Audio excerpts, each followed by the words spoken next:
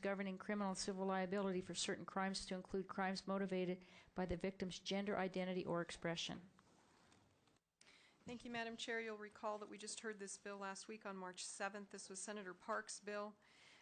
We had testimony on this bill. There was some opposition to it, but to summarize the bill, this would add crimes committed because of a person's actual or perceived gender identity or expression to the list of crimes for which the offender is subject to an additional penalty. A murder charge in the first degree may be aggravated based on the crime committed. The offender may be charged with a gross misdemeanor for an otherwise misdemeanor offense, and the victim may bring a civil action against the offender. Also, the bill adds crimes committed on the basis of gender identity or expression to the crimes covered by the Program for Reporting Crimes that is within the Department of Public Safety. The committee, I'm sure, will remember the testimony on this bill. There was opposition from those who believe, in short, that all murders are hate crimes and all murder is wrong. There was discussion about elevating one group of victims above others. There was also opposition to the death penalty provisions of the bill, which are found in Section 4. As a result of that discussion, Nancy Hart from the Nevada Coalition Against the Death Penalty submitted an amendment that very simply deletes Section 4 of the bill that pertains to the death penalty, and that is the only correspondence I've had. Thank you. Discussion committee.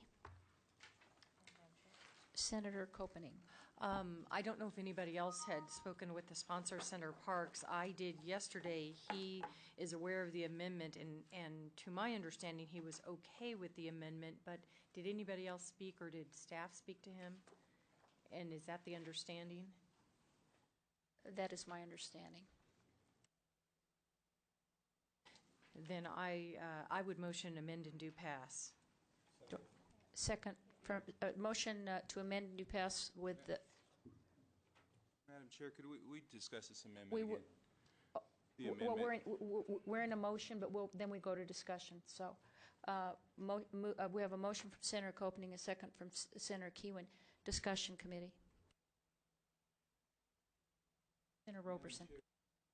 Madam Chair, Linda, could you explain the amendment today a little bit in more detail? What does the amendment do?